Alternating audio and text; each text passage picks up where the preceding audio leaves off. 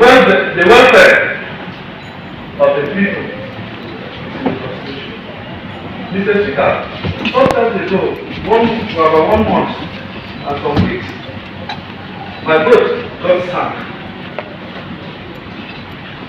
That claimed the life of about 4 persons. I lost over 9 million that cost to today. Nothing has been done. So, Mr. Speaker, I am very, very aggrieved. That is the more reason that I, on the relation of America, representing Calabar South, constituency 1, based on that, I want to invoke section 92, sub 2C, for the removal of the Speaker of the Federal State. Elvert, Mr. Oman, I represent the Speaker of the Federal. I hereby second the motion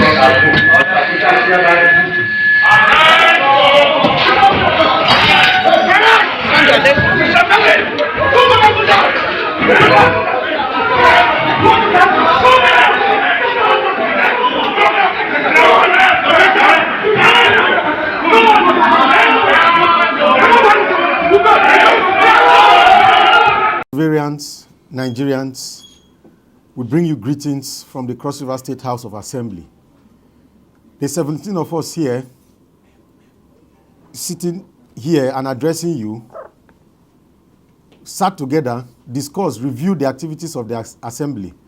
First of all, I want to say that categorically that we pledge our loyalty to the government of Senator Prince Basi Edet Utu, the governor of Cross River State, our sweet prince, who is doing very well. We are satisfied with his governance system in Cross River State.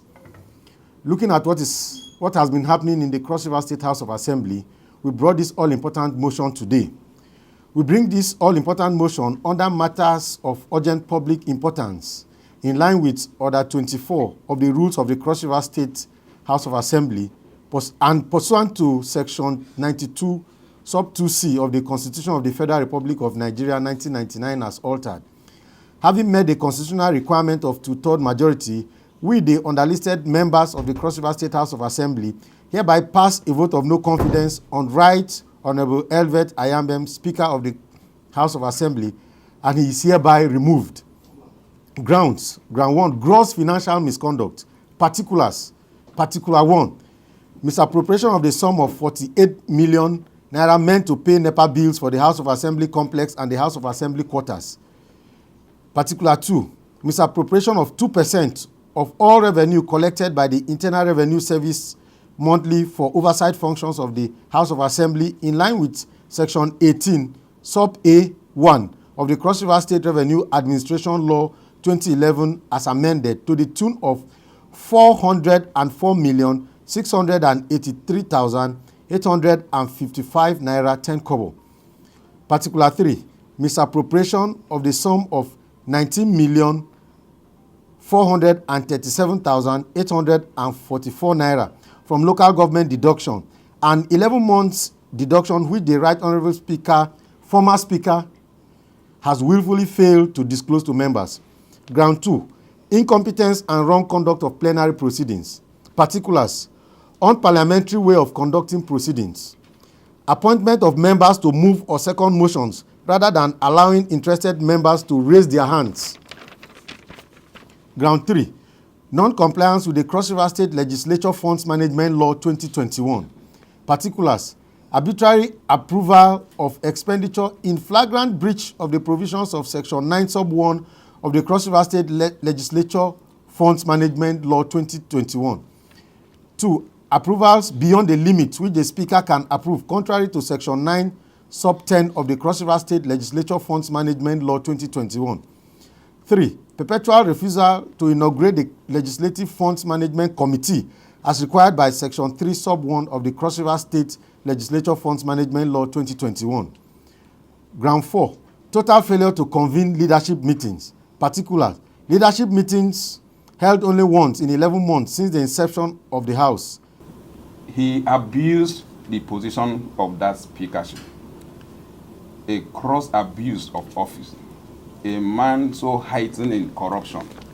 He had no respect for colleagues, so arrogant, he didn't even know his limit. And he had presented the House of Assembly in a very bad light. We are portrayed as people who have not been trained in the business of the parliamentary business. And every now and then, he commits one fallacy or the other. Even at that, no respect. Money meant for the running of the assembly ends up in his pocket. And he will have no remorse. He has this impunity. He will even tell you, whatever you want to do, go ahead and do it. Nobody can remove me as speaker. But today, by the grace of God, he has been removed, and he will never come back as Speaker of the Cross River State House of Assembly. Thank you very much. My name is Honorable Kingsley Ntui. I represent the magnificent people of Etung State constituency. So we were elected, 25 of us, from our various constituencies, on equal status. None of us is higher than the other. But the Constitution made provision that you select one among yourselves to lead. So you are only first among equal. Nothing makes you greater than the people who made you. But I want to let the public to know that our speaker has no respect for any of us. For any of us. A former speaker has no respect for us. And the public should know he has been removed by law. And you all know that you cannot reverse the position of the law. So that's my position. Thank you very much. I'm speaking for the Northern Senatorial Districts. My name is Honorable Oman Charles Oman. I represent the United People of Bekwara State constituency. Well, my colleagues have said it, and from the motion I read out to you, in law we say this is a case of res ipsa loquitur. The fact speaks for itself. We have not just accused him, we have documents to back up our allegations against him, and we have also put in pictures of even the gigantic house he has built in 11 months. If you get a professional to go and look at that house and value that house, you know what I'm talking about. We are there as members of the 10th Assembly. The welfare, as a speaker, the welfare of members should be your top priority. But as speaker feels, in my local parlance, we say the man who eats has a bulky stomach, and the rest of us who do not eat, we have a bulky backside. So his stomach has been bulky, and our backside, in terms of welfare, not in terms of anything, he's not bothered about our welfare, and he has exhibited a high level of unparliamentary conduct. He does not know how to conduct proceedings. He talks to members. You can imagine a situation where a member approaches him with a motion, and if the motion, in your own understanding, is not good enough to be taken on the floor of the House, you simply explain to your member. But a member approaching him with a motion, he tore that motion in the presence of the member and the clerk and some other staff of the assembly.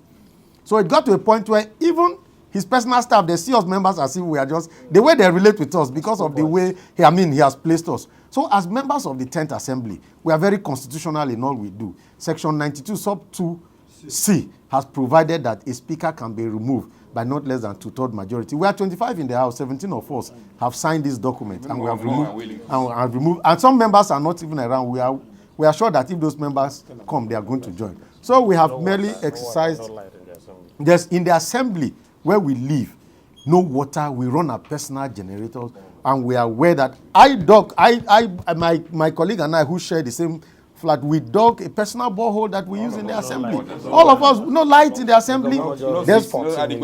There's no, okay, as we speak presently, the House of Assembly complex is under renovation. The governor graciously released funds.